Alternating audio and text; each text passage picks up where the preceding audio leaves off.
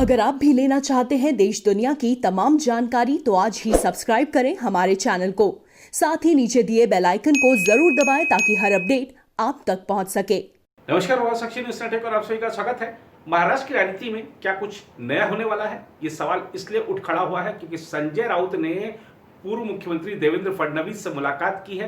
अकेले में मुलाकात हुई है, एक होटल में मुलाकात हुई है। इसके बाद अटकलों का दौर शुरू हो गया है कि क्यों आखिर शिवसेना के वरिष्ठ नेता संजय राउत जाकर देवेंद्र फडणवीस से मिले हैं। हालांकि बीजेपी ने कहा है कि यह एक सामान्य मुलाकात थी। संजय राउत देवेंद्र फडणवीस का इंटरव्यू करना चाहते थे सामना अखबार के लिए, इसलिए उन्होंने मुलाकात की। लेकिन इंटरव्यू तो देवेंद्र फडणवीस के घर पर भी हो सकता था, इंटरव्यू तो बीजेपी के ऑफिस में भी हो सकता था। होटल में हुई इस मुलाकात पर कुछ सवाल तो उठ रहे हैं। क्या सवाल उठ रहे हैं, क्या है पूरा मामला, आपको विस्तृत तरीके से बात बताएंगे आज की इस रिपोर्ट में। इसके अलावा बात करेंगे राजस्थान की डूंगरपुर में युवा आंदोलन कर रहे हैं और आप देखिए कि किस तरीके से आंदोलन भी हिंसक रूप ले चुका है। पुलिस प्रशासन और गांव वाले आपस में भिड़ रहे हैं। सरकार के माथे पर भी बल पड़ रहे हैं कि कैसे मामला सुलझाया जाए। हालांकि जनप्रतिनिधियों की और ग्रामीणों की एक बैठक भी कराई गई है, लेकिन मामला अभी पूरी तरह सुलझा नहीं है। क्या है ये पूरा मामला, क्यों युवा आक्रोशित हो रहे हैं, क्यों ग्रामीण नाराज हैं, क्यों वाहन फूके जा रहे हैं, और राज्यपाल ने भी इस मामले को सुलझाने के निर्देश दिए हैं और उनकी क्या मुलाकात हुई है अधिकारियों के साथ, ये भी आपको विस्तृत तरीके से बताएंगे। इस मामले पर आज आपके साथ विस्तृत बातचीत करने वाले हैं, इसके बारे में बताएंगे ही, साथ में बात करेंगे। जहां पर पूर्व डीजीपी गुप्तेश्वर पांडे ने आज मुख्यमंत्री नीतीश कुमार से मुलाकात की है और इस मुलाकात के बाद भी उन्होंने अपने पत्ते नहीं खोले हैं। उन्होंने कहा कि अभी मैंने चुनाव लड़ने का मन नहीं बनाया है, मैं किस पार्टी में शामिल होऊंगा ये भी आपको बता दूंगा। जेडीयू कार्यालय पहुंचे थे और कह रहे हैं कि मैं जिस पार्टी में शामिल होऊंगा वो आपको बता दूंगा। उन्होंने कहा कि मैं मुख्यमंत्री जी का धन्यवाद व्यक्त करने आया था और क्या कहा है गुप्तेश्वर पांडे ने मीडिया कर्मियों से, ये आपको बताएंगे। लेकिन सबसे पहले बात करते हैं महाराष्ट्र की। महाराष्ट्र के पूर्व मुख्यमंत्री देवेंद्र फडणवीस और शिवसेना सांसद संजय राउत की शनिवार को मुलाकात हुई। इसके बाद महाराष्ट्र के राजनीतिक गलियारों में अटकलों का बाजार गर्म हो गया। संजय राउत ने उपनगर स्थित एक होटल में फडणवीस से मुलाकात की। संजय राउत पिछले साल विधानसभा चुनाव के बाद सत्ता बंटवारे के फार्मूले को लेकर भाजपा विरोधी रुख के लिए सुर्खियों में थे। महाराष्ट्र भाजपा के मुख्य प्रवक्ता केशव उपाध्याय ने हालांकि कहा कि इस मुलाकात के कोई राजनीतिक मायने नहीं है। उन्होंने ट्वीट किया, संजय राउत ने सामना के लिए फडणवीस का साक्षात्कार लेने की इच्छा व्यक्त की थी और इसी बारे में चर्चा करने के लिए यह मुलाकात हुई थी। प्रवक्ता ने कहा, देवेंद्र फडणवीस ने राउत से कहा है कि वह बिहार में चुनाव प्रचार करने लौटने के बाद उन्हें साक्षात्कार देंगे। इस भेंट का कोई राजनीतिक संदर्भ नहीं है। शिवसेना और भाजपा ने पिछले साल विधानसभा चुनाव मिलकर लड़ा था, लेकिन चुनाव के बाद सत्ता में साझेदारी को लेकर उद्धव ठाकरे नीत पार्टी भाजपा का साथ छोड़ गई थी और एनसीपी तथा कांग्रेस के साथ मिलकर महाराष्ट्र में सरकार बना ली थी। अब भाजपा के प्रवक्ता ट्वीट कुछ भी करें, लेकिन इस मुलाकात के बाद अटकलों का बाजार गर्म है। उधर राजस्थान के डूंगरपुर जिले में एक राजमार्ग पर युवाओं के हिंसक प्रदर्शन के मद्देनजर हालात को सामान्य बनाने की कोशिश के तहत शनिवार को आंदोलनकारी युवाओं के प्रतिनिधि मंडल की जनप्रतिनिधियों के साथ बैठक हुई। राज्यपाल कलराज मिश्र ने भी इस बारे में मुख्यमंत्री अशोक गहलोत से फोन पर बात की। वहीं इलाके में शनिवार को प्रदर्शनकारियों ने 2 और बाइक जला दी। डूंगरपुर में एक राजमार्ग पर 3 दिन से जारी हिंसा के बीच राज्यपाल कलराज मिश्र ने शनिवार शाम राज्य के प्रमुख सचिव गृह अभय कुमार और अतिरिक्त पुलिस महानिदेशक कानून और व्यवस्था सौरभ श्रीवास्तव को राजभवन बुलाया और उन्हें इस हिंसा पर तत्काल नियंत्रण के लिए निर्देश दिए। वहीं मुख्यमंत्री के निर्देश पर उदयपुर पहुंचे जनजाति क्षेत्र विकास मंत्री अर्जुन बामणिया, उदयपुर से पूर्व सांसद रघुवीर मीणा व अन्य स्थानीय जनप्रतिनिधियों ने आंदोलनकारी युवाओं के प्रतिनिधियों के साथ चर्चा की। यह बातचीत लगभग 3 घंटे चली। मीणा ने कहा, हमने प्रदर्शनकारियों से हिंसक रास्ता छोड़ने को कहा और आश्वासन दिया कि सरकार उनकी मांगों को पूरा करने के लिए वैधानिक तरीके से जो भी संभव है करेगी। बैठक में बामणिया के अलावा भारतीय ट्राइबल पार्टी के विधायक राजकुमार रोत व रामप्रसाद, कांग्रेस विधायक गणेश घोगरा, पूर्व सांसद ताराचंद भागोरा, कुछ वकील भी शामिल हुए।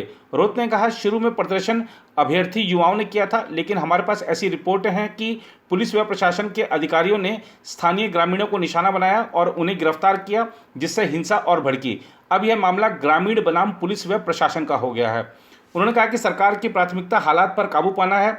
बैठक के बाद रोत व मीणा खेरवाड़ा के लिए रवाना हो गए, जहां वह प्रदर्शनकारियों को समझाने का प्रयास करेंगे। इस बीच डूंगरगढ़ में राष्ट्रीय राजमार्ग संख्या 8 पर पथराव व आगजनी की और घटना शनिवार को हुई।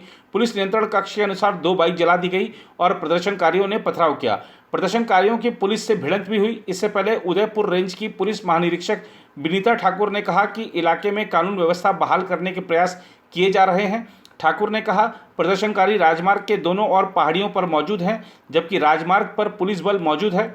उन्होंने कहा कि हालात पर काबू पाने के लिए अतिरिक्त पुलिस बल लगाया गया है। एक अन्य पुलिस अधिकारी के अनुसार रतनपुरा से खारीवाड़ा तक लगभग 25 किलोमीटर की दूरी में राजमार्ग बंद है। पिछले 2 दिन में प्रदर्शनकारियों ने 20 से अधिक वाहनों को आग लगाई है, पेट्रोल पंप व होटल में लूटपाट की है, तो कई और संपत्तियों को नुकसान पहुंचाया है। उन्होंने बताया कि डूंगरपुर के पुलिस अधीक्षक के वाहन सहित पुलिस के कई वाहनों को जला दिया गया है। पथराव में 35 पुलिस वाले घायल हुए हैं। पुलिस ने अब तक 30 लोगों को गिरफ्तार किया है। उल्लेखनीय है कि अध्यापक पात्रता परीक्षा यानी रीट से जुड़ी अपनी मांगों को लेकर प्रदर्शन कर रहे युवा गुरुवार शाम को उग्र हो गए। प्रदर्शनकारियों ने पुलिस दल पर पथराव किया और पुलिस वाहनों को आग के हवाले कर दिया। यह हिंसा शुक्रवार को भी जारी रही, जबकि डूंगरपुर जिले के बिछीवाड़ा थाना क्षेत्र में राष्ट्रीय राजमार्ग 8 पर प्रदर्शनकारियों ने पुलिस दल पर पथराव किया और कुछ बसों को आग लगा दी। एक पेट्रोल पंप पर लूटपाट भी की गई। प्रशासन ने एहतियातन जिले में निषेधाज्ञा लगाते हुए इंटरनेट सेवाएं बंद कर दी हैं। वहीं भाजपा प्रदेशाध्यक्ष सतीश पूनिया ने डूंगरपुर में चल रहे घटनाक्रम की जानकारी लेने के लिए 3 सदस्यीय समिति का गठन किया है। यह समिति डूंगरपुर का दौरा कर अपनी रिपोर्ट पूनिया को सौंपेगी। समिति में पार्टी के प्रदेश महामंत्री मदन दिलावर, उदयपुर सांसद अर्जुन लाल मीणा व चित्तौड़गढ़ सांसद सीपी जोशी शामिल हैं। उधर बिहार के पूर्व पुलिस महानिदेशक गुप्तेश्वर पांडेय शनिवार को जदयू के प्रदेश मुख्यालय पहुंचे और वहां मुख्यमंत्री नीतीश कुमार से मुलाकात की। इसके बाद उनके जदयू में शामिल होने और प्रदेश के विधानसभा का चुनाव लड़ने की अटकलें तेज हो गई हैं, पर गुप्तेश्वर ने नीतीश से हुई इस मुलाकात के राजनीतिक होने से इनकार कर दिया है। पटना स्थित जदयू मुख्यालय में पार्टी के राष्ट्रीय अध्यक्ष नीतीश से मुलाकात करने के बाद गुप्तेश्वर ने कहा, मेरी कोई राजनीतिक बात नहीं हुई है। उनको धन्यवाद देने आया था कि उन्होंने मुझे पूरी स्वतंत्रता काम करने के लिए दी।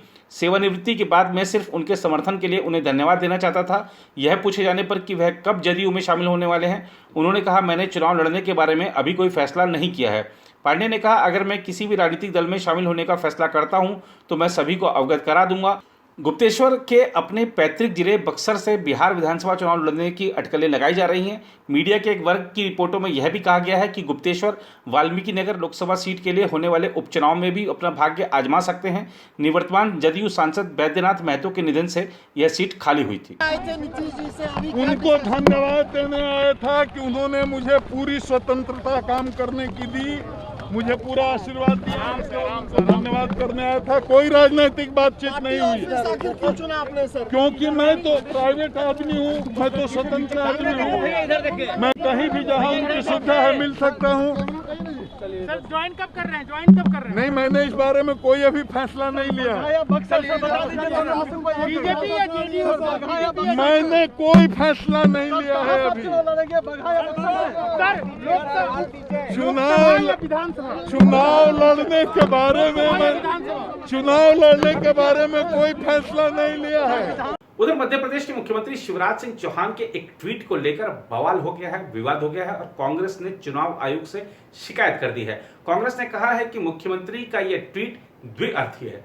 दरअसल मुख्यमंत्री शिवराज सिंह चौहान ने एक ट्वीट किया और ट्वीट में कहा कि कोरोना के इस काल में हाथ को अच्छी तरह से धोना है, हाथ को अच्छी तरह सैनिटाइज करके साफ करना है। अब हाथ किसका चुनाव चिन्ह है? कांग्रेस का, जो आक्रोशित होना स्वाभाविक है। उसने चुनाव आयोग से शिकायत कर दी है और अब देखना होगा कि ये जो जिस तरीके से उपचुनाव को लेकर वहां पर रैलियां हो रही हैं, चाहे सत्तारूढ़ दल की हो चाहे विपक्षी दल की हो, तो ऐसे और एक दूसरे पर निशाना साधने वाले क्या क्या बयान सामने आते हैं।